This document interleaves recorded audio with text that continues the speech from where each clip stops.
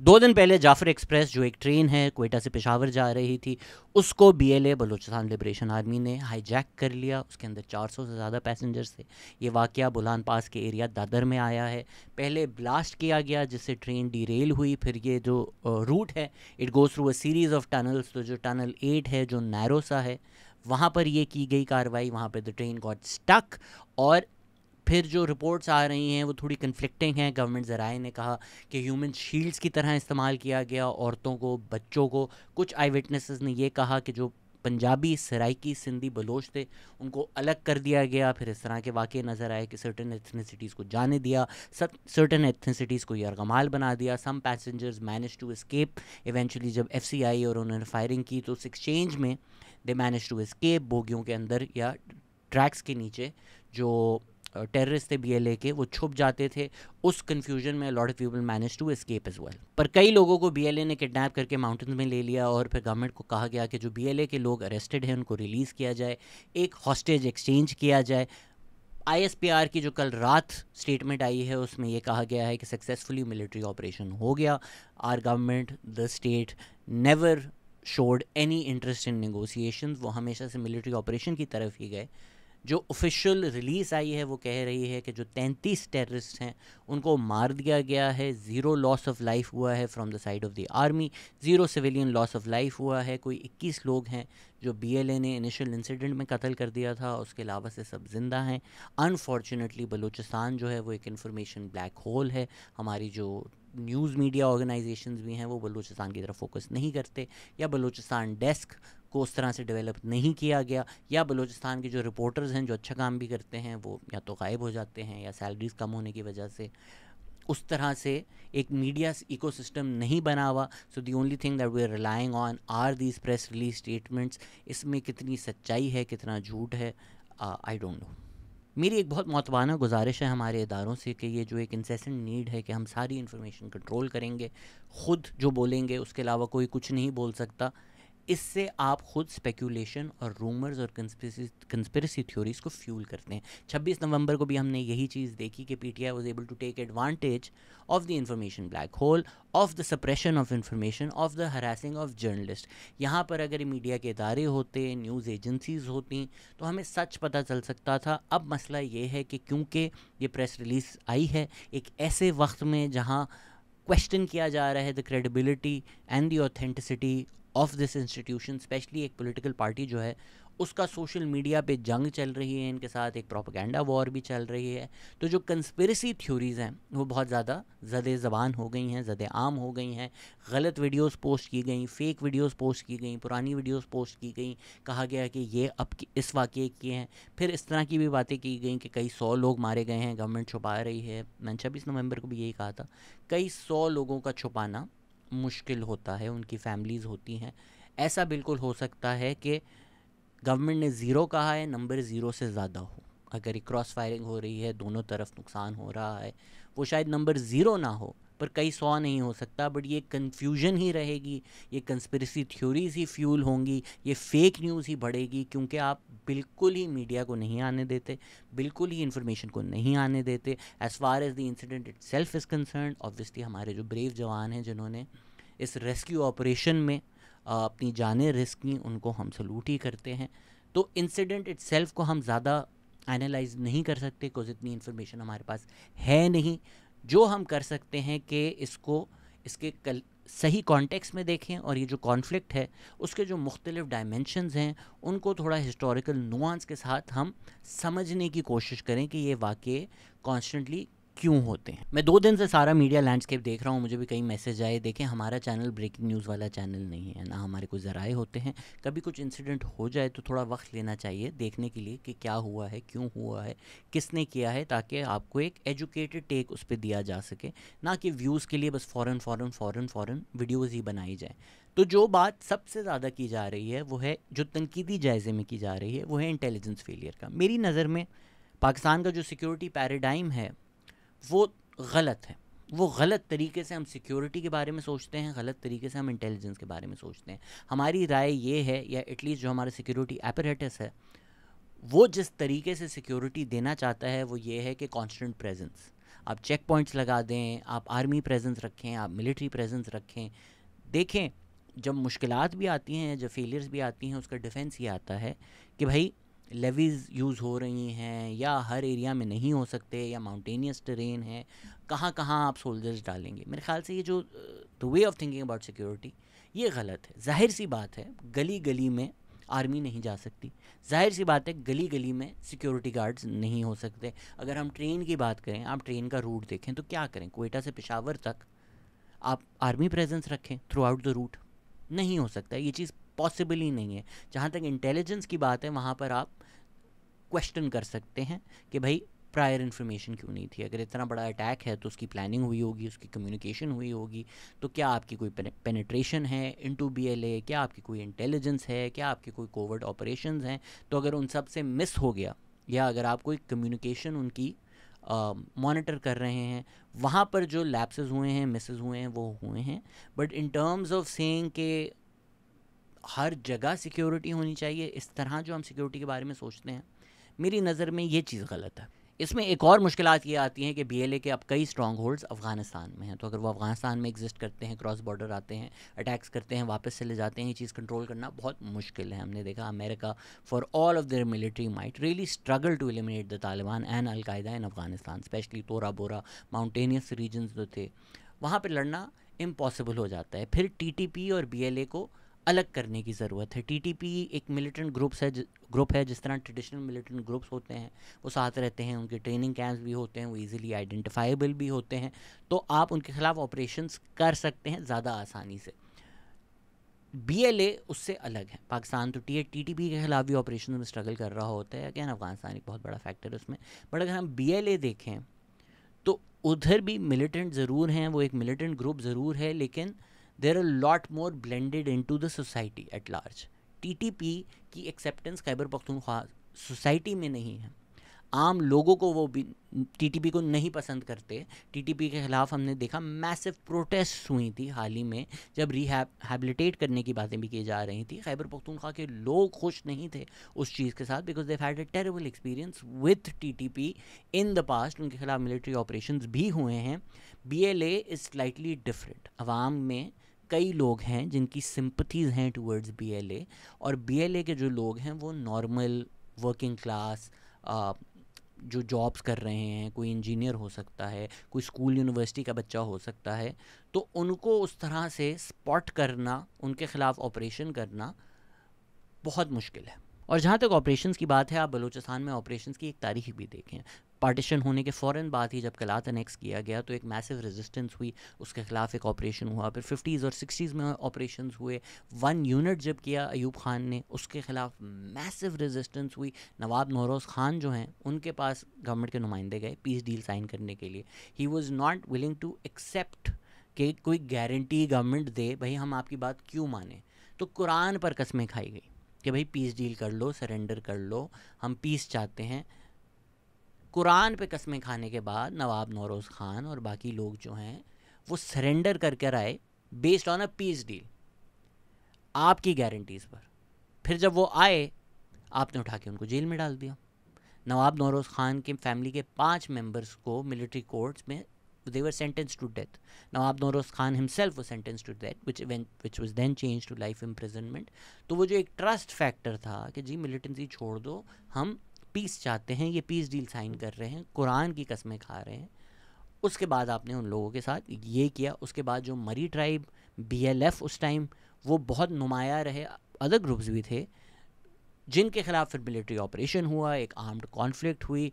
तो वो जो 60s और 70s की दिहाई थी, उसमें भी मैसिव मिलिट्री ऑपरेशन हुए। कहने को तो पाकिस्तान में डेमोक्रेसी आ गई थी, एक डेमोक्रेटिकली इलेक्टेड प्राइम मिनिस्टर आ गए थे, कॉन्स्टिट्यूशन आ गया था, पर जुल्फ़िकार अली भुट्टो ने भी जनरल टिक्का खान, जो बुचर ऑफ बंगाल कहलाते हैं, उनको बलूचिस्तान में भेजा एक मिलिट्री ऑपरेशन करने के लिए। तो एक तारीख़ है मिलिट्री ऑपरेशंस की बलूचिस्तान में। फिर अगर हम हाल ही का वाक़या भी देखें, जो मेरी नज़र में ये current wave of Baloch insurgency है, उसके रूट्स आपको वहाँ मिलते हैं। वो जो नवाब अकबर बुख्ती का कत्ल किया गया जनरल परवेज़ मुशर्रफ ने, उसमें भी यही हुआ कि आपने पहले बोला कि अच्छा जी नेगोशिएट करते हैं, हमारी उस पर एक डिटेल वीडियो है तो मैं डिटेल में नहीं जाऊंगा, बट उस कत्ल के बाद से भी एक इंसर्जेंसी पैदा हुई है एक गवर्नमेंट के अगेंस्ट मूवमेंट चली है। तो अगर एक आम बलोच इंसान है, अगर वो अपनी तारीख देखे, तो भाई जब आपने कुरान पे कस्में खाई कि पीस डील कर दो, उसके बाद कत्ल कर दिया, उसके बाद मिलिट्री ऑपरेशन किया, उसके बाद बोला कि डेमोक्रेसी है, अच्छा जी अपने नुमाइंदे इलेक्ट करो, अपने नुमाइंदे इलेक्ट किए तो उनकी गवर्नमेंट डिसमिस कर दिया आपने। उसके बाद नवाब अकबर बुख्ती जो खुद गवर्नमेंट के नुमाइंदे रहे हैं, जिनको आप अलहदगी पसंद नहीं कह सकते, जो गवर्नमेंट पोजीशंस पे रहे हैं, उनका आपने कत्ल कर दिया। तो जो ट्रस्ट फैक्टर है जी, कहना बहुत आसान है, गुफ्तगू की जाए, बिठाया जाए, नॉन काइनेटिक मेजर्स ढूंढे जाएं, पर अगर आप बिठाएंगे भी तो इस वक्त जो मिलिटेंट्स हैं वो कैसे ट्रस्ट करें on the government of Pakistan और द स्टेट ऑफ पाकिस्तान, या किसको भेजें। शुजात हुसैन जब थे, उनकी चलें एक पॉलिटिकल क्रेडिबिलिटी थी, PMLQ के साथ मेरे हज़ारों इख्तिलाफ हैं, बट एक कद काट उनका पॉलिटिक्स में है। उन पे ट्रस्ट करके नवाब अकबर बुख्ती के साथ नेगोशिएट किया गया। Nawab Akbar Bugti agreed to talk to general Pervez Musharraf, एक हेलीकॉप्टर तक गया, वो हेलीकॉप्टर उनको लिए बगैर वापस आ गया। उन्होंने बोला मैंने देखा हेलीकॉप्टर को उड़ते हुए, मुझे बोला टेक्निकल मसले हैं बट मैंने उसको उड़ते हुए देखा। उसके बाद आपने उनका कत्ल कर दिया। तो हिस्टोरिकली जब लोगों ने इंगेज किया है, इंगेज करने की कोशिश की है, the state has responded with violence. तो इस वक्त ट्रेपिडेशन भी है, फियर भी है। तो let's say government of Pakistan, state of Pakistan अपनी पॉलिसी बिल्कुल रिवर्स कर लेता है और बोलता है अच्छा जी आए हमसे बात करें, हम बात करने के लिए तैयार हैं। दूसरी साइड जो है, जो मिलिटेंट्स हैं, वो कैसे ट्रस्ट करें इस तारीख के साथ। जो मैं कह रहा था कि आप गली गली में आर्मी नहीं खड़ी कर सकते, तो ये दूसरा डायमेंशन है उसी बात का कि आपको हार्ट्स एंड माइंड्स जीतने होते हैं। तो ये सेकंड डायमेंशन ये है कि you lost the hearts and minds of the Baloch people. देखें 1971 हुआ, उससे पहले 1954 हुआ था, जहाँ ईस्ट पाकिस्तान ने अपनी लेजिस्लेटिव असेंबली इलेक्ट की, बट मुस्लिम लीग वहाँ हार गई थी, तो आपने वो गवर्नमेंट डिसमिस कर दी, उनके इलेक्टेड नुमाइंदे अरेस्ट कर लिए। पाकिस्तान में फिर उसके बाद जब डेमोक्रेसी आई तो बलूचिस्तान के जो इलेक्टेड नुमाइंदे थे उनको जुल्फ़िकार अली भुट्टो ने अरेस्ट करवा लिया, उनकी गवर्नमेंट डिसमिस कर और डिज़ोल्व करवा दी।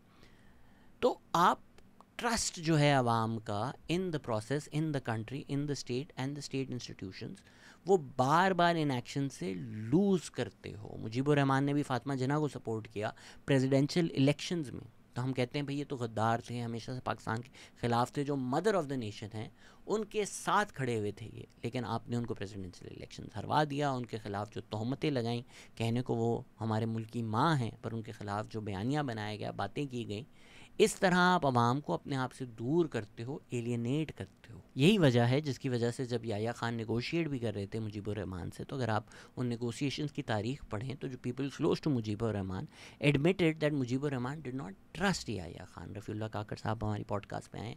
मेरा बड़ा सिंपल असूल है कि अगर आपको बलूचिस्तान समझना है, आप रफ़ीउल्लाह काकड़ को सुन लें। उन्होंने बड़ी अच्छी बात की, उन्होंने बोला people like Akhtar Mengal, people like doctor Malik, there the last connections of the state of Pakistan with the people of Balochistan. आप इनको साइडलाइन कर रहे हैं, आप इनको एलिनेट कर रहे हैं और इनकी जगह सरफराज बुख्ती जैसे लोगों को खड़ा कर रहे हैं, चीफ मिनिस्टर बना रहे हैं इनफैक्ट, जो शायद अपनी कॉन्स्टिट्यूएंसी भी ना जीत सकें। तो जो सिस्टम की एक लेजिटिमेसी है, जो एक सिस्टम का ट्रस्ट है, उससे आप खुद आवाम को धक्का दे रहे हो। आप खुद आवाम को बता रहे हो कि इलेक्शंस जोक हैं, शैम हैं, ना इन इलेक्शंस में ट्रस्ट करो, ना पब्लिक मैंडेट मैटर्स टू। देखें ये लम्हा फ़िक्रिया होना चाहिए हमारी हुकूमत के लिए भी। सरदार अख्तर मेंगल ने ट्वीट किया है कि बलूचिस्तान का एक इंच भी नहीं है जहां गवर्नमेंट अथॉरिटी क्लेम कर सकती है। कम्प्लीटली और रिवर्सिबली पाकिस्तान जंग हार चुकी है और अख्तर मेंगल जैसे लोगों ने वार्न किया था, पर उनको सुनने के बजाय आपने उनको मौक किया। एक ऑपरेशन, लूटिंग और ब्लड शेड का निज़ाम फ्यूल किया। हर हुकूमत और एडमिनिस्ट्रेशन ने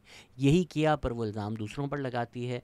federal government, political parties, judiciary और इस्टेब्लिशमेंट बलूचिस्तान को तबाही के नहज पर ला चुकी है और अब चीज़ें अख्तर मेंगल जैसे लोगों के कंट्रोल से भी बाहर हो चुकी हैं।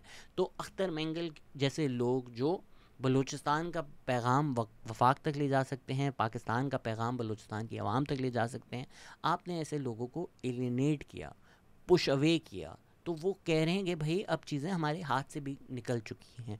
अख्तर मेंगल जैसे लोग वो लोग थे जिनका अवाम का भी थोड़ा ट्रस्ट था कि यार ये अवाम के पास जाकर अगर कोई बात करें, अगर उनको बोलें कि यार आप लोग टेबल पर आएँ, तो एक क्रेडिबिलिटी थी, एक ट्रस्ट था। ऐसे लोगों को भी जब आप सिस्टम से निकाल देंगे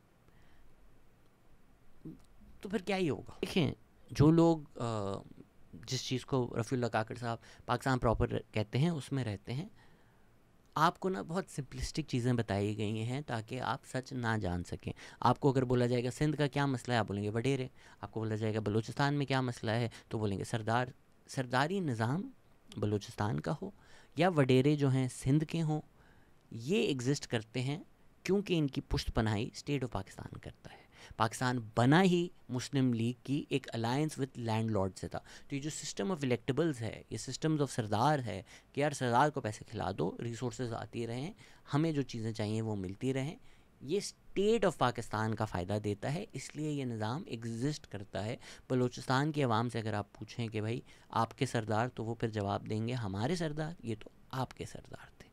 रफ़ीउल्लाह काकड़ ने अगेन डिटेल में समझाया है कि जो ट्रेडिशनल सरदारी मॉडल था, अगर हम 70s की रेजिस्टेंस देखें, आप एसोसिएट करेंगे मरी ट्राइब के साथ, तो वो ट्राइब वाइज आप देख सकते हैं कि यार ये ट्राइब रेजिस्ट कर रहा है, ये इनका लीडर है, ये लीड कर रहा है मूवमेंट। अब जो बलूचिस्तान की ये इंसर्जेंसी है, ये रफ़ीउल्लाह काकड़ ने काफ़ी डिटेल में समझाया है कि इसमें एक मैसिव पार्ट जो चीज़ इसको फ्यूल कर रही है, या रेजिस्टेंस इंसर्जेंसी ना कहें, वो एक मिडिल क्लास फिनोमेना है।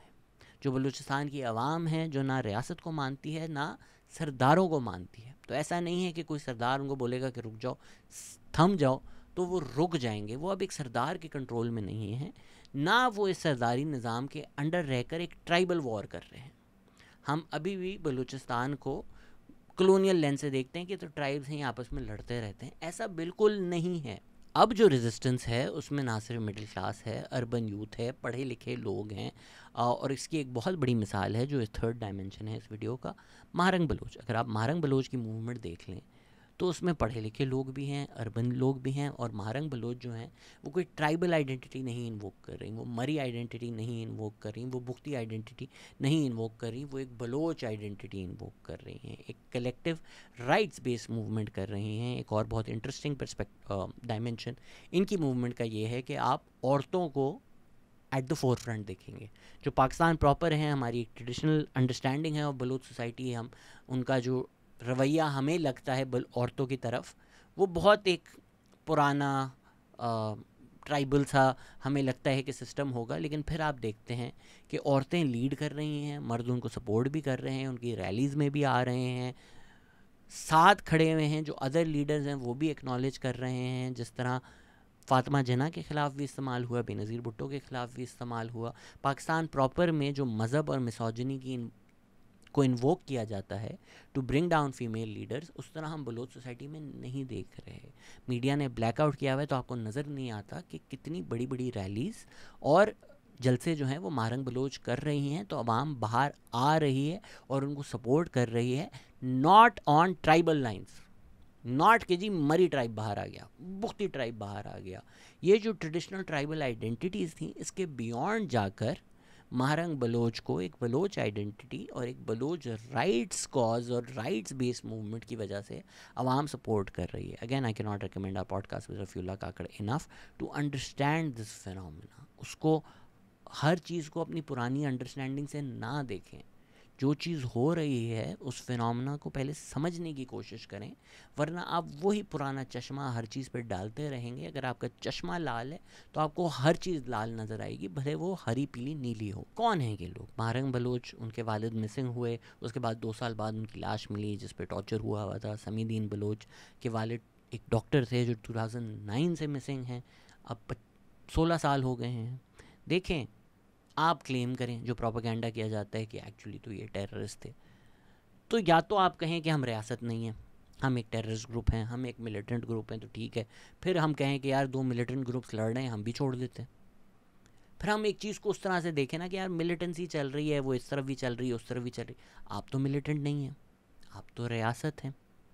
तो अगर आप रियासत हैं तो फिर कानून है, फिर कॉन्स्टिट्यूशन है, फिर जुडिशरी है, फिर राइट्स है। या तो आप बोलें कराची में रहने वाले के लिए ये सारी चीज़ें हैं, लाहौर में रहने वाले के लिए सारी चीज़ें हैं, इस्लामाबाद में रहने वाले के लिए सारी चीज़ें, बलूचिस्तान में रहने वाले के लिए ये सारी चीज़ें नहीं हैं। क्योंकि फिर आप इन सब चीज़ों को छोड़कर अपनी मर्ज़ी किसी को भी उठा लें, गायब कर दें, टॉर्चर कर दें, मार दें, कोई पूछताछ ना हो, कोई जुडिशरी हाथ ना लगा सके, कोई गवर्नमेंट कुछ ना बोल सके, तो फिर जो स्टेट ऑफ नेचर में अगर आप रह रहे हैं तो फिर दूसरे लोग इसी तरह रिस्पॉन्ड करेंगे ना कि यार ठीक है, पाकिस्तान की अदालतें हमारे लिए नहीं हैं, पाकिस्तान का कानून हमारे लिए नहीं है।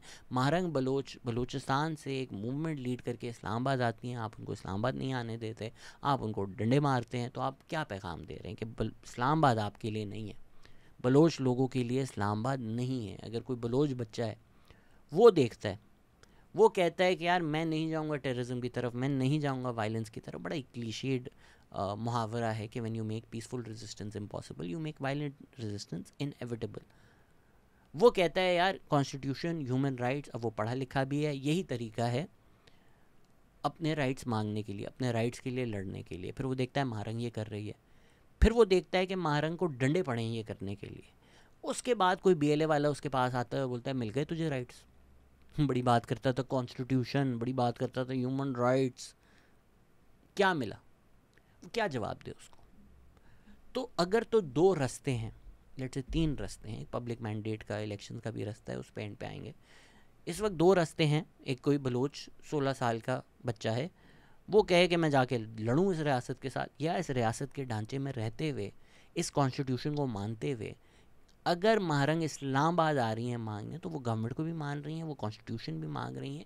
उसी कॉन्स्टिट्यूशन जो गारंटी करता है, जो स्टेट ऑफ पाकिस्तान का है, उसमें जो ह्यूमन राइट्स महारंग बलोच के उतने ही हैं जितने शहजाद गयास के हैं, वो मांग रही हैं। उस पर आप डंडे मार रहे हैं कि तू क्यों मांग रही है? तो फिर एक बच्चे को यही लगेगा ना कि नहीं, बलोच बच्चे के लिए ये राइट्स नहीं हैं, ये कॉन्स्टिट्यूशन नहीं है, वो फिर कहाँ जाएगा? तो आप खुद BLA के नैरेटिव को बलूचिस्तान में पॉपुलर कर रहे हैं, और दूसरी तरफ BLA जो है वो खुद अपने नैरेटिव को पाकिस्तान प्रॉपर में वीक कर रहा है कि भाई मेरी भी सिंपैथीज़ हैं टू द बलोच कॉज, मेरी भी सिंपैथीज़ हैं to the Baloch rights movement. Balochistan में जो हो रहा है मेरी नज़र में भी स्टेट ऑपरेशन है। पर फिर जाकर आप ट्रेन अगर हाईजैक कर दोगे, आप अगर टेररिज्म करोगे, कोई नहीं डिफेंड कर सकता ऐसी चीज़ों को। वायलेंस है। बेचारे पंजाबी गरीब लोग जो जाते हैं मजदूरी करने, कौन है पंजाबी लेबर? ज़्यादातर ये सराइकी लोग होते हैं, और कहाँ काम कर रहे हैं? माइंस में। यार आपने कभी देखा है एक माइन में काम करना क्या होता है? It's one of the worst jobs in the world. तो कितने कोई गरीब लोग होंगे जो अपनी फैमिली पालने के लिए, अपनी फैमिली को 2-4 रुपए देने के लिए बलूचिस्तान आते हैं, काम करते हैं, नौकरी करते हैं, माइंस में काम करते हैं। उनके गले काट दोगे आप उठाकर, तो आपको टेररिस्ट नहीं बोले तो और क्या बोले? हर इंसान टेररिस्ट ही बोलेगा आपको। This is pure terrorism. और अगर आप जवाब में कहें कि अच्छा जी स्टेट क्या करता है, तो यार ये सराइकी मजदूर तो नहीं कर रहा ना, ये जो माइन में नौकरी कर रहा है ये तो स्टेट नहीं है। कहने को कोई भी कुछ भी कह सकता है। जिन लोगों ने APS किया वो ये भी कह सकते हैं कि स्टेट ऑफ पाकिस्तान ने फाटा में हमारे स्कूल्स को बमबारी की। क्या वो जस्टिफाई कर देता है APS? बिल्कुल नहीं करता। एट द सेम टाइम सारा नैरेटिव ये नहीं हो सकता कि जी कंडेम करो, ये इसको नैरेटिव बनाना, ये 4th डायमेंशन है कि you can not use this as a stick to beat people with. देखें 9/11 होता है, हमें समझ में आ जाता है कि भाई ये अलकायदा ने किया है, सब मुसलमानों ने नहीं किया। आप इसको सब मुसलमानों से क्यों इक्वेट कर रहे हैं? पर जो एटमॉस्फेयर बन जाता है कि every Muslim every day is forced to show their loyalty, कि आप करें इसको कंडेम। साथ ही साथ आप देखते हो कि फ़लस्तीन में अगर हमास कोई एक्ट ऑफ टेरर करती है, that does not negate, invalidate the movement for freedom of the Palestinian people और their demand for human rights. Israel करना चाहती है ये, पर ये नहीं होता। तो ये चीज़ें हमें समझ में आ जाती हैं। But when BLA does terrorism, narrative ये बन जाता है कि अब हर बलोच जो है वो टेररिस्ट है, टेररिस्ट सिंपथाइजर्स है, अनलेस वो खुलकर इसको कंडेम करे। ये पियर्स मॉर्गन वाली हरकत है ना। I tell you what the problem with this is. The problem is you change the narrative. Piers Morgan का हर शो इस बात से शुरू करना कि डू यू कंडेम हमास, हर पैलेस्टीनियन वॉइस को बिलिटल करना कि do you condemn Hamas, do you condemn Hamas. What that does is that centers every single discussion around October 7th. That sort of negates this idea कि 100 साल की operation थी, जिसके बाद जाकर October 7th होता है। उसको उस कॉन्टेक्स्ट में देखें, उस कॉन्टेक्स्ट में समझें। किसी चीज़ को समझना और किसी चीज़ को जस्टिफाई करना दो अलग चीज़ें हैं. Even when attempts are made to understand something like terrorism, should make an effort to understand what happened, why it happened. That does not mean justifying it. साथ ही साथ कोई भी पैलेस्टीनियन वॉइस जो है वो कॉन्टेक्स्ट देने की कोशिश करे, वो डिस्कशन जो है पैलेस्टीनियन राइट्स की बात करे, वहाँ से थोड़ा हटे, तो आप उसको हमास सपोर्टर या टेररिस्ट लेबल करके उसकी वॉइस तबाह कर सकते हो. यही एग्जैक्टली चीज़ की जा रही है कि ये नैरेटिव बनाकर और इक्वेट करके BLA को बलूचिस्तान यकजहती कमेटी के साथ, and just by virtue of the fact कि ये बलोच लफ्ज़ दोनों में इस्तेमाल होता है, इन दोनों चीज़ों को साथ मिलाकर आप ये नैरेटिव बना रहे हो कि जो सब हैं ये टेररिस्ट हैं, और जो राइट्स की बात करता है वो तो एक्चुअली एक फ्रंट है फॉर टेररिज्म, या वो जस्टिफाई करता है उस तरह का टेररिज्म. अगर हम पाकिस्तान की तारीख देखें, हर कोई मूवमेंट जिसने राइट्स की बात की है, हर कोई मूवमेंट जिसने आज़ादी और हक़ की बात की है, उसको पाकिस्तान में गद्दार ही लेबल किया गया है, एंटी स्टेट ही लेबल किया गया है, फॉरेन फंडेड ही लेबल किया गया है. ये चीज़ें हमें नज़र आती हैं जब हमारे साथ हो रहा होता है या किसी सियासी पार्टी के साथ हो रहा होता है. लेकिन क्योंकि पाकिस्तान प्रॉपर ने और पाकिस्तान प्रॉपर के लोगों ने एक डिस्टेंस रखा हुआ है बलोच अवाम के साथ, बलोच कॉज के साथ और बलूचिस्तान के साथ भी. कितने लोग आप लोग गए भी हैं बलूचिस्तान, मैं खुद नहीं गया. इस वजह से आप वहाँ पर इस ट्रैप में आ जाते हैं, where you equate the two. Punjabi मजदूरों के साथ किया गया इंतहाई अफसोस था, काबिल मजम्मत. आप उसकी मजम्मत करती हैं, आपको लगता है कि वो जो कार्रवाइयाँ कर रहे हैं वो शदीद गलत है. देखिए हमने मुसलसल कहा है कि हम हर तरह की दहशत. इसको सेंट्रल नैरेटिव बनाए बगैर वैसे ही गुफ्तगू में अगर आप कह सकते हैं कि यार मारंग और समीदीन बलोच को ज़्यादा खुलकर करना चाहिए, मेरी नज़र में भी it hurts their cause in terms of their perception in Pakistan proper. अगर वो बार बार डिस्टेंस करें अपने आप को BLA के साथ और बार बार खुलकर करें, ये फिर दूसरी तरफ की आर्ग्यूमेंट है कि why do they need to do it again and repeatedly. Unfortunately जो परसेप्शन बनाया हुआ है पाकिस्तान प्रॉपर में, जो प्रोपेगेंडा और नैरेटिव बनाए जा रहे हैं, उसकी वजह से बड़ा आसान है लोगों के लिए महारंग बलोच को BLA के साथ एसोसिएट कर लेना. तो अगर तो ये लोग करेंगे बार बार, अनफॉर्चुनेटली इनको करना पड़ेगा, तो शायद वो परसेप्शन लोगों के जहन में दूर हो सके. लेकिन दूसरी तरफ जो लोग इनसे बार बार बुलवाना चाहते हैं, आप वो तरीका भी तो देखें. क्लिप है, मैं इसको तोड़ तोड़ के चलाऊंगा ताकि कॉपीराइट ना लगे. महारंग आगे से कह रही हैं भाई हम हर तरह की दहशतगर्दी को कंडेम करते हैं, तो वो अपने आप को डिस्टेंस भी कर रही हैं. वो कह रही हैं हमारा रास्ता दहशतगर्दी का नहीं है, वो सपोर्ट भी नहीं कर रही दहशतगर्दी को. लेकिन जिस तरह से सवाल उनसे पूछे जा रहे हैं, आप बार बार उनको ट्रैप करना चाह रहे हैं, आप बार बार एक ऐसा साउंड बाइट चाह रहे हैं जिसको आउट ऑफ कॉन्टेक्स्ट आप चलाकर इस तरह पेंट करेंगे, देखें महारंग बलोच ने कंडेम नहीं किया, महारंग बलोच तो टेररिस्ट हैं. यानी अब ये लेकिन इन चीज़ों में दहशतगर्द कार्रवाई मजम्मत कर रहा है. बिल्कुल मैं भी मजम्मत करती हूँ. जो भी वायलेंस आपको लगता है वो गलत कर रहे हैं बहुत ज़्यादा. आप मैंने एक मरतबा कहा बार बार इस सवाल को रिपीट ना करें. का फ़ायदा ये हो जाता है अगर वो सक्सेसफुली ये कर ले, so they can use the acts of terrorism to crush and silence the genuine rights based movement. What this terrorist act will do is somehow justify the continued oppression of the Baloch people. अगर आप कोई हैं जो सुन रहे हैं कि यार मैं तो महारंग बलोच को सपोर्ट करता था लेकिन BLA इंसिडेंट के बाद मैं नहीं करूँगा, यही तो स्टेट चाहती है. प्लस मुझे तो दोनों चीज़ों का कोई ताल्लुक़ नहीं लगता, तो मुझे समझ नहीं आता कि लोग इस तरह की बात क्यों ही करेंगे. आप दोनों चीज़ें सच हैं. BLA जो कर रही है वो टेररिज्म है, पाकिस्तान जो किया है बलूचिस्तान में वो एक ऑपरेशन है. दोनों चीज़ें सच हैं. चीनी कौन से खाने पे हमला हुआ? आप प्लीज इस सवाल को आप चीनी कौन से खाने पे हमला कहते हैं, तो सबसे पहले आप ये बताएं कि 2006 में तो चीनी के सवाल मामला तो नहीं था. मेरा सवाल बुरा नहीं है, आप प्लीज बोल ले लीजिए. मैं सब कुछ सवाल करती हूं, मैं तमाम जो भी वायलेंस कर रहे हैं उसकी मदद करती हैं. जी हां करती हूं. अब ये क्या बच्चा आप बलोच जीनोसाइड की मदद करती हैं. और दोनों के बीच में जो पिस रही है वो है बलोच अवाम. और यही हमारा 5th डायमेंशन है कि देखें पाकिस्तान में जो हो रहा है बलूचिस्तान को आप उससे अलग नहीं कर सकते. हमें तो ये 2024 के इलेक्शन में समझ में आया कि ये होता है. उसमें ही एक पब्लिक क्वेश्चन ऑफ क्रेडिबिलिटी, एक public question of trust, form 47 government जैसी चीज़ें ट्वीट हो रही होती हैं. तो बलूचिस्तान में तो कितने सालों से इसी तरह इलेक्शन मैनेज किए जा रहे हैं. वो मीम बना सकते हैं जेम्स फ्रैंको की 2018 और 24 को देख के कि फ़र्स्ट टाइम उनके यहाँ तो ऐसे ही इलेक्शन हो रहे थे. तो मैंने पहले भी जिक्र किया कि जुल्फ़िकार अली भुट्टो के नाम पर अगर हम कहें पाकिस्तान में डेमोक्रेसी आ गई, कॉन्स्टिट्यूशन आ गई, तो बलूचिस्तान के तो लीडर्स को अरेस्ट किया गया, उनकी गवर्नमेंट डिसमिस की गई और वहाँ मिलिट्री ऑपरेशन किया गया. फिर जनरल परवेज़ मुशर्रफ ने नवाब अकबर बुगटी के साथ जो किया, फिर अगर हम कहें कि जी 2008 में डेमोक्रेसी रिस्टोर हो गई, एक 18th अमेंडमेंट आया, आपने अवाम को बोला कि अच्छा प्रोविंशियल ऑटोनॉमी होगी, आओ सिस्टम में। बलूचिस्तान के जो लीडर्स थे उनको मेन स्ट्रीम करने की कोशिश की गई, they were made part of the discussion, एक अच्छी राह की तरफ चीज़ें जा रही थी। वही 2008 से 2018 का पीरियड जो मैं बार बार बोलता रहता हूँ। उसके बाद आपने जब पूरा का पूरा सिस्टम पैकअप कर दिया और हाइब्रिड रिजीम इंस्टॉल कर दी, फिर 2024 में जिस तरह आपने इलेक्शन कराए, फिर आपने अवामी लीडर्स बलूचिस्तान के हटाकर साइडलाइन करके एक मजाक सा इलेक्शन करवा कर सरफराज बुगटी को चीफ मिनिस्टर बना दिया। तो जो पब्लिक मैंडेट है, जो पब्लिक ट्रस्ट है, आप कहते हैं कि जी अलहदगी पसंद मूवमेंट्स का हिस्सा ना हो, पाकिस्तान के साथ रहो, तो पाकिस्तान आपको गवर्नमेंट और पब्लिक रिप्रेजेंटेटिव्स के नाम पर, नुमाइंदों के नाम पर जो चीज़ दे रहा है, आप कैसे आवाम को कहें कि जी इस पर ट्रस्ट करो, ये तुम्हारा चीफ मिनिस्टर है?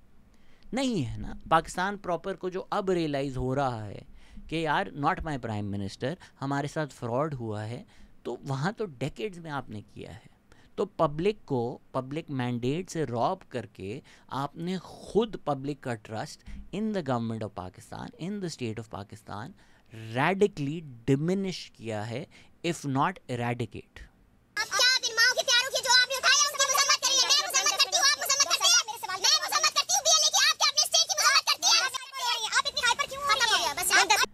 इसमें इंटरेस्टिंगली पीटीआई जो है वो फ़ायदा उठाने की कोशिश कर रही है अपने एजेंडा के लिए। अख्तर मेंगल का ट्वीट भी उन्होंने कोट ट्वीट किया, जबकि पीटीआई खुद जब हुकूमत में थी उन्होंने यही किया बलूचिस्तान के लोगों के ख़िलाफ़। 2011 से लेकर 2022 तक इसी रियासत, इसी इस्टेब्लिशमेंट, इसी आर्मी के नुमाइंदे पपेट इमरान खान थे, बलूचिस्तान में वही चीज़ें हो रही थी। फिर सीपेक का जो हेड है वो इमरान खान ने जनरल आसिम सलीम बाजवा को लगाया। सीपेक को अगर हम देखें तो अगेन एक अच्छी चीज़ हो सकती थी, बलूच अवाम को आप कह सकते थे कि डेवलपमेंट आ रही है, पर आपने क्या किया? आपने decision making and economic upside जो है वो सेंटर के लिए रखी और सेंटर के नुमाइंदों के लिए रखी। बलोच अवाम, बलोच रिप्रेजेंटेटिव्स वर साइडलाइंड। तो जी अगर आप गवादर में पीसी बनाएंगे, गवादर में क्रिकेट ग्राउंड बनाएंगे और दुनिया को बोलेंगे ये डेवलपमेंट है, और गवादर में जो रहने वाले अपने लोग हैं उनके पास पीने का पानी नहीं होगा, तो उनको तो आप बेवकूफ़ नहीं बना सकते। आवाम को आप जो भी बेचने की कोशिश करें, साथ ही साथ मछेरे जो हैं जहाँ से उनका बिज़नेस चलता है, उनकी जगह अगर चाइनीज़ ट्रॉलर्स आएंगे तो वो तो ऑलरेडी जो बेचारे पैसे कमा रहे थे वो भी नहीं कमा सकेंगे। तो आवाम को हटाकर आप इस तरह के प्रोजेक्ट्स कैसे बना रहे हैं जिसमें फ़ायदा जो है वो लाहौर इस्लामाबाद का है और सैक्रिफाइस जो है वो बलोच अवाम ने देनी है या चाइना का फ़ायदा है? तो अवाम का buy in for that project नहीं होगा। अभी सिंध में भी हम यही देख रहे हैं कि आप सिंध के वसाइल को इस्तेमाल करके फ़ायदा दे रहे हैं एक मखसूस तबके को, एक ग्रुप को, एलीट को, तो सिंध की अवाम उसे रेजिस्ट कर रही है। इसी तरह बलोच अवाम जो है वो सीपेक को देखती है कि हमारे लिए नहीं पीसी बन रहा, हमारे लिए नहीं रोड्स बन रहे। इन्हीं चीज़ों को अगर आप होलिस्टिकली देखते, आप बोलते कि अच्छा यार कोयटा और गवादर जो हैं इनको जिस तरह कराची, लाहौर, इस्लामाबाद है उस तरह बनाएंगे, बलोच यूथ को अपॉर्चुनिटीज़ देंगे, स्कूल्स यूनिवर्सिटीज़ होंगे, इकनॉमिक इंटीग्रेशन होगी, तो बलोच यूथ जो है वो पाकिस्तान की तरफ आती। उसको अगर इकोनॉमिक प्रॉस्पेक्ट भी अच्छे मिल रहे हैं, एजुकेशन भी अच्छी मिल रही है, वो कनेक्टेड भी है हर तरह से from the rest of Pakistan, they will naturally come towards Pakistan. पर आप ये सब नहीं दे रहे उसको आवाम को अलग रख कर अपनी डीलिंग्स कर कर एक प्रोजेक्ट कर रहे हैं जिसमें उनके representatives do not even get a say, let alone a share of the pie. और ये तारीखी तौर पे किया गया है कि बलूचिस्तान की रिसोर्सेज को इस्तेमाल किया गया है इस्लामाबाद, कराची, लाहौर पालने के लिए। सुई में जब पाइपलाइन नहीं थी तो अनइंटरप्टेड गैस सप्लाई कई सालों तक कराची आ रहा था। अब हम शिकायत करते हैं कि यार गैस कराची में कम आ रही है, ये कोई सवाल नहीं पूछता कि क्यों पाइप्स में इतने सालों गैस आ रही थी। कई मुल्क हैं दुनिया के जहां आपके घर पे गैस इस तरह से नहीं आती। तो जो बलोच अवाम की एक फीलिंग ऑफ एलियनेशन है कि जी हमारी रिसोर्सेज एक्सट्रैक्ट की गई हैं, हमारे यहाँ इकोनॉमिक डेवलपमेंट नहीं किया गया है, ये ओवर टाइम बिल्ट हुई है, इसमें करेक्टिव मेजर्स किए बगैर it would be very hard to win back the hearts and minds of the Baloch people. तो वो फिर सीपेक को as a symbol of this operation देखते हैं। इसी तरह वो पंजाब को भी as a symbol of this operation देखते हैं। इसमें भी थोड़ी नुआंस और कैवियट लाने की ज़रूरत है, क्योंकि बहुत आसान तरीके से ये डिस्कशन रिड्यूस कर दिया जाता है लसानी नफ़रत या नस्ल कुशी की तरफ। देखें, मैं पहले भी कह चुका हूँ, कोई जस्टिफिकेशन नहीं है। आप पंजाबी उठा के मार देते हैं, पंजाबी को सिर्फ इस वजह से मार देते हैं कि वो पंजाबी है, ये तो ज़्यादती है।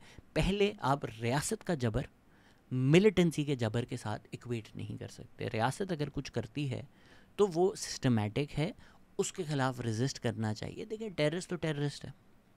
टेररिस्ट से तो आप प्लीड नहीं कर रहे कि तुम कॉन्स्टिट्यूशन मानो, तुम इंसान बन जाओ, वो एक टेररिस्ट है। तो आप स्टेट ऑफ पाकिस्तान का सिस्टमेटिक ऑपरेशन इक्वेट नहीं कर सकते from the acts of certain terrorists. Baloch अवाम को ये समझने की ज़रूरत है कि जी एक ग्रुप है जो एलीट का एक ग्रुप है, जो ब्यूरोक्रेसी, मिलिट्री, फाइनेंशियल एलीट को डोमिनेट करता है। That group may be dominated by Punjab and Punjabis. That does not make the average Punjabi your enemy. जो पंजाब का गरीब है वो उसी फाइनेंशियल एलीट के हाथों दबा हुआ है, मरा हुआ है, पिस रहा है। पंजाब में अगर कोई बॉन्डेड लेबर है, कोई ब्रिक इन इंडस्ट्री में काम कर रहा है या कोई लेबर की नौकरी कर रहा है, वो पंजाबी एलीट नहीं है। वो कोई स्टेट का फ़ायदा नहीं उसको मिल रहा, वो भी ओप्रेस्ड है। लेकिन क्योंकि जो हमारा स्टेट स्ट्रक्चर रहा है वो पंजाब डोमिनेटेड रहा है, हमारे जो स्टेट के इदारे रहे हैं उसमें पंजाबी डोमिनेंस आपको नज़र आती है, हिस्टोरिकली नज़र आती है, अनडिनाइबली नज़र आती है। आप नंबर्स देख लें। इसीलिए Punjabi has sort of become a symbol of operation and उसके ख़िलाफ़ रेजिस्ट किया जा रहा है। गलत है, मेरी नज़र में 100% गलत है, बट आप समझें कि क्या वजूहात हैं। जिस तरह अभी सिंध में भी हो रहा है, कहने को वो कह सकते हैं कि जी पंजाब पानी ले रहा है, बट पंजाब तो नहीं ले रहा ना। एक SIFC का ग्रुप बनाया हुआ है, ग्रीन इनिशिएटिव, जो सारा पानी लेगा। तो सालों साल लिया पंजाब ने है, पंजाब ने रिसोर्सेज अपने हक से ज़्यादा ली हैं जो सिंध की हक बनता था, based on agreement sign between Punjab and Sindh. But किसने लिया है? पंजाब के गरीब को तो नहीं उसका फ़ायदा मिला ना। वही एक एलीट ग्रुप जो है, वही एक एलीट कैप्चर जो है पाकिस्तान में, वही सारे फ़ायदे अपने लिए रख लेता है। And everybody in the country should collectively see them as the enemy, not an ethnicity. यही हमें एथनिसिटीज़ के बीच में डिवाइड करके हमारी जंगें करवा कर कोई यही चाहते हैं ये लोग कि हम कलेक्टिवली ये ना देख सकें कि भैया हम एक दूसरे के दुश्मन नहीं हैं, ये लोग हैं हमारे दुश्मन। आप भी पिस रहे हो, मैं भी पिस रहा हूँ। इसमें मैं आपको फिर से कहना चाहूँगा कि रफ़ीउल्लाह काकड़ के साथ जो हमारी पॉडकास्ट है, खुदा का वास्ता है देखें, क्योंकि वो कहते हैं ये जो इनइक्वालिटी है it is baked into the system itself. अगर आप रियासती ढांचा अगर हमारा देखें तो रास्ता इस्लामाबाद का लाहौर के थ्रू जाता है, पंजाब के थ्रू जाता है, सेंट्रल पंजाब के थ्रू जाता है। MNA की सीट्स ही देख लें ना आप पाकिस्तान में, कोई वजह है ना कि सिर्फ पंजाब में कम्पीट कर रहे होते हैं। आप हमारे इलेक्शन देख लें, Punjab is the only battle ground. Sindh पे कोई फोकस नहीं होता, बलूचिस्तान पे कोई फोकस नहीं होता। ये स्ट्रक्चरल इनइक्वालिटी है। बलूचिस्तान की MNA सीट्स देखें अगर आप तो 16 हैं, लाहौर डिवीज़न की 24 हैं, फैसलाबाद डिवीज़न की 18 हैं, मुल्तान डिवीज़न की 16 हैं, बहावलपुर की 15 हैं, DG खान की 15 हैं। तो आप रफ़ीउल्लाह काकड़ ने जिस तरह कहा था कि बलूचिस्तान में पूरी भी डेवलपमेंट कर लें, पूरा बलूचिस्तान भी डेवलप कर लें, तो 16 की 16 तो नहीं जीतेंगे, 14 जीत जाएँ शायद। 14 तो सिर्फ लाहौर शहर की सीटें हैं। तो लाहौर शहर जिसका जो एरिया है वो 1700 स्क्वायर किलोमीटर है। आपको अगर प्राइम मिनिस्टर बनना है, आप लाहौर में डेवलपमेंट करेंगे या आप बलूचिस्तान में डेवलपमेंट करेंगे जहाँ का एरिया 3.5 लाख स्क्वायर किलोमीटर है? तो 3.5 लाख स्क्वायर किलोमीटर के एरिया में डेवलपमेंट करना आसान है या 1700 किलोमीटर के एरिया में डेवलपमेंट करना आसान है? And your upside is the same. Lahore की 14 सीटें, पूरे बलूचिस्तान की 16 सीटें। तो आप कैसे कह सकते हैं पंजाब डोमिनेंस नहीं है? आप कैसे कह सकते हैं कि स्ट्रक्चरल इनइक्वालिटी नहीं है? क्योंकि रियासत का जो ढांचा है वही बिल्ट ऑन इनइक्वालिटी है। अब अगर पॉपुलेशन का अगर आप आर्ग्यूमेंट देंगे तो फिर तारीख देख लें आप, वो फिर एक अलग डिस्कशन है कि पॉपुलेशन कैलकुलेट किस तरह से की जाती हैं। Pre 1971 the argument was made by the state of Pakistan that resources should not be allocated on the basis of population. क्यों? क्योंकि उस वक्त ईस्ट पाकिस्तान की पॉपुलेशन ज़्यादा थी, ज़्यादा उनको मिल जाता। Post 1971 the argument has been made, वहाँ आपने पैरिटी ड्रॉ करने की कोशिश की, सूबों की और रीजनल आइडेंटिटीज़ तबाह करके, मिटा के, despite massive resistance from the people and protest, आपने 1 यूनिट स्कीम लाए। Post 1971 the argument has been made that population will be the only criteria for resource allocation. ये खुर्रम हुसैन के साथ हमारी पॉडकास्ट है, अगर आप देखना चाहते हैं तो वो देख लें।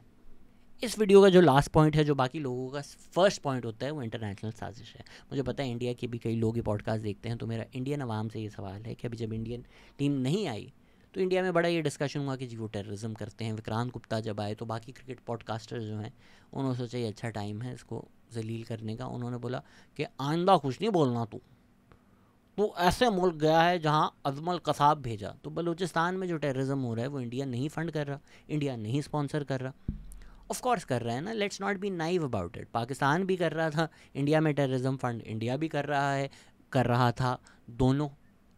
पाकिस्तान में टेररिज्म स्टेट्स ये करते हैं, अमेरिका भी करता है।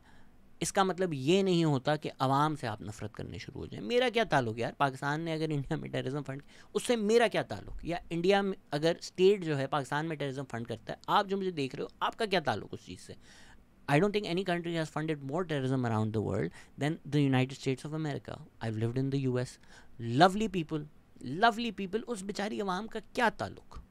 तो रियासत की जो हरकतें होती हैं उसको अवाम के साथ मत इक्वेट किया करें या नफ़रतें मत पाला करें उसकी बेसिस पर। देखें इधर फिर मैं पाकिस्तान की जो अवाम है या पाकिस्तान की जो रियासत है उसको भी ये कहना चाहूँगा कि जी दुश्मन जो आपको लगता है आपका है, वो अगर एक्सप्लॉइट कर रहा है एक इंटरनल स्किज़म, तो सवाल तो ये होना चाहिए कि इंटरनल स्किज़म पैदा क्यों किया। जाहिर सी बात है दूसरी तरफ जो मिलिटेंट ग्रुप्स हैं उनको तो यही लगेगा the enemy of my enemy is my friend. The question is why have you created this enemy, why have you created this animosity. इसलिए जो पूरी वीडियो है उसका फोकस यही रहा है कि आपने क्या किया है। एक दफ़ा आप कर दो उसके बाद तो यही होगा। अच्छा, इसमें थोड़ा मैं तफरीक करना चाहूँगा इंडिया के रोल में। जो होगा ये जो पाकिस्तान करता है ना कि हर जो मसला होता है उसको बैरूनी साजिश, इंटरनेशनल साजिश बोलकर सो जाओ और फिर कभी रिफ्लेक्ट नहीं करना कि हमारी क्या गलतियाँ थी, हमारी क्या कोताहियाँ थी, हमारे क्या मसले थे। ये चीज़ गलत है। नॉट टू से कि इंटरनेशनल डायमेंशन नहीं है। चलें जी, इंडिया से आपको जंग करने का शौक़ है, जंग है, जो भी है हो रही है, आप भी कर रहे हो, वो भी कर रहे हैं। जो चीज़ अबव माई पे ग्रेड एटलीस्ट है वो है अमेरिकन इन्वॉल्वमेंट। अगेन ये शायद सालों बाद हमें पता चले कि क्या हुआ, क्यों हुआ। स्ट्रेटिजिकली अगर हम इसको प्ले आउट करें तो अमेरिका और चाइना की एक ट्रेड वॉर तो चल रही है। हमें उस तरह का कोल्ड वॉर के दौरान जो प्रॉक्सी वॉर्स चल रही थी इतना खुलकर हमें चीज़ें नहीं नज़र आ रही, but to deny that is happening. Syria में भी हमने देखा एक प्रॉक्सी वॉर हुई ना आपके मैसिव स्टेट्स की। तो बलूचिस्तान में जहाँ सीपेक को के थ्रू चाइना को अरेबियन सी का एक्सेस मिल रहा है या चाइना का असर व रसूख बढ़ रहा है पाकिस्तान के ऊपर, पाकिस्तान की हिस्टोरिकली जो है वो अमेरिका का एक क्लाइंट स्टेट रहा है। हम अमेरिकन गुलामी में रहे हैं, अमेरिका सरकार जो बोलता था हम मानते थे। डेमोक्रेटिक गवर्नमेंट्स आई हैं 2008 से 2018, Asif Ali Zardari, then Nawaz Sharif, they reduced American dependency by going to China, by doing CPEC. CPEC के अंदर जो मसले हैं वो हमने ऑलरेडी डिस्कस कर दिए हैं, but in theory it is a good thing कि आप अपनी अमेरिकन डिपेंडेंस कम करें। आप जो खित्ते में जहाँ रहते हैं वहाँ रिश्ते बनाएं, ना कि अमेरिका के पास बार बार जाएं। तो अमेरिका और चाइना की जो कॉन्फ्लिक्ट है उसके बीच में पाकिस्तान आ चुका है। इसमें क्या हम कर सकते हैं to get away from this is difficult, but what fact है वो ये है कि BLA हमेशा टारगेट चाइना को करता है। वो अपनी हर कम्युनिकेशन में चाइना की बात करता है, सीपेक की बात करता है। वो ये जवाब दे सकते हैं कि भाई जब हैं ये तो इन्हीं की बात करेंगे ना हम। पर हो सकता है टैसिट, एक्सप्लिसिट या हिडन कोवर्ट अमेरिकन सपोर्ट हो। वो किस तरह से है मुझे नहीं पता। वो इंटेलिजेंस में भी हो सकती है, वो मीडिया प्रोजेक्शन में भी हो सकती है। मारंग की कोई गलती नहीं है that she was nominated for a Nobel peace prize, जिस तरह मलाला की कोई गलती नहीं थी that she was nominated for a Nobel peace prize. But people like Malala and Marang will always be projected a lot more in the West because it also suits their interests. वो उनकी गलती नहीं है, वो उनकी movement भी नहीं negate करते, वो उनकी रियलिटी भी नहीं निगेट करते, वो उनकी बात भी नहीं निगेट करते। जिस तरह हमने देखा कि ईरान में अगर कुछ होगा तो वुमेन्स राइट्स इशू बन जाएगा, फ्रंट कवर्स पे भी आएगा, हर मीडिया में भी डिस्कस होगा। पर लाखों औरतें फ़लस्तीन में मर जाएँ तो वो चीज़ बात नहीं की जाएगी, वुमेन्स राइट्स इशू भी नहीं बनाया जाएगा अमेरिका में। तो मीडिया प्रोजेक्शन जो है that cannot be used as a stick to beat Mahrang with और टू बीट मलाला विथ। हमने BLA की वीडियोस में भी देखा कि वो जो इक्विपमेंट इस्तेमाल कर रहे हैं वो काफ़ी एडवांस लग रहा है, स्नाइपर्स भी हैं, नाइट विजन गॉगल्स भी हैं, पर वो ये भी हो सकता है, मैं नहीं कह रहा अमेरिका ने दिया, मोस्ट लाइकली अमेरिका का जो इक्विपमेंट लेफ्ट बिहाइंड था इन अफ़गानिस्तान, और अब ये भी एक इंटरनेशनल साजिश है जिसमें हम ज़्यादा फोकस नहीं करते कि अफ़गान गवर्नमेंट का भी तो सपोर्ट है, या at least there looking the other way. अगर अफ़गानिस्तान में हाइड आउट्स हैं सेम विद TTP, तो हमें तो लग रहा था कि ये हमारे भाई आ गए हैं, हमने जिस तरह भंगड़े डाले थे कि भाई तालिबान की गवर्नमेंट आ गई, wow broken the shackles of slavery. अब देख लो क्या कर रहे हैं वो पाकिस्तान के साथ, मानते भी नहीं है वो तो बॉर्डर। इंडिया को जितना हम जलील करते हैं, India actually probably respects the line of control lot more than the Afghan government respects the Durand line या the western border at this point. तो वो जो अमेरिकन इक्विपमेंट लेफ्ट बिहाइंड है वो प्रॉबेबली उनके हाथ आ गया होगा जो वो इस्तेमाल कर रहे हैं। मैं नहीं क्लेम कर रहा कि अमेरिका की इन्वॉल्वमेंट है, मीडिया प्रोजेक्शन में ज़रूर हो सकती है, पर इसका ये जो एक इंटरनेशनल डायमेंशन है with China and America and their trade war, there is no way that America is not keeping an eye on it and on what is happening in Balochistan. I don't think they're going to support a separatist movement necessarily. देखें, अलहदगी जो है ना वो एक final point होता है, हम शुरू ही और ख़त्म ही वहाँ से करते हैं सारा डिस्कशन, नहीं, इतना एक्सट्रीम जो है चीज़ नहीं होती, बाकी चीज़ों को भी समझने की ज़रूरत है। जिस तरह इंडिया का पहले मैंने जिक्र किया कि इंडिया नहीं कर रहा, तो 1971 में भी जी मुफ्ती बानी ट्रेन की होगी, 71 में वॉर का वो हिस्सा हुए, लेकिन 1947 से 1971 जो हमने किया बांग्लादेश में, 1965 को भी एक जंग हुई थी हमारी इंडिया के साथ, उस टाइम भी हमारा जो ईस्टर्न फ्रंट है, ईस्ट पाकिस्तान है, वो अनप्रोटेक्टेड था, इंडिया ने नहीं किया। उसके बाद 1970 में जब साइक्लोन आया, उस वक्त भी हमारी कोई रिसोर्सेज जो हैं वो नहीं थी ईस्ट पाकिस्तान में, तब भी इंडिया ने नहीं किया। तो सिर्फ ये कहना इंडिया की वजह से बांग्लादेश बन गया बिल्कुल झूठ होगा, क्योंकि 1947 से 1971 जो हमारी पॉलिसीज़ थी उसकी वजह से बांग्लादेश बना है। जब एक मूवमेंट चल गई तो इंडिया का उसको सपोर्ट मिला, मिलिटरीली भी मिला, ट्रेनिंग वाइज भी मिला, लेकिन हरकतें तो हमने की, मिलिट्री ऑपरेशन तो हमने शुरू किया। So things are very complicated. There are many vested interests. There are many players at play over here. It's not as simple कि यार ये कर लो, ये कर लो, वो कर लो। किसी ने बोला एक SHO की मार है BLA, स्टॉप फूलिंग योरसेल्फ। ऐसा नहीं है, ये बहुत एक कॉम्प्लिकेटेड कॉन्फ्लिक्ट अब बन चुकी है। अगर आपने बलूचिस्तान के इश्यूज़ पढ़ने हैं, कांट रिकमेंड रफीउल्लाह काकड़ साहब वर्क इनफ। अगर आपने मिलिटेंसी और उसकी तारीख पढ़नी है तो जाहिद हुसैन साहब का इस पर बहुत काम है, हमारी भी उनके साथ पॉडकास्ट है। जनरल आपको अपडेट्स चाहिए कि क्या चल रहा है, मिलिटेंट ग्रुप्स क्या कर रहे हैं, टेररिज्म क्या हो रहा है, Khorasan diaries does a great job covering that, Ehsanullah Tipu और इफ्तिखार फिरदौस। इन चीज़ों को ज़रा समझें, और समझने का मतलब ये नहीं होता कि आप जस्टिफाई कर रहे हैं, सिर्फ कंडेम करके सो जाना काफ़ी नहीं होता। आप जब चीज़ों को समझेंगे नहीं तो उसके सलूशंस कहाँ से निकलेंगे।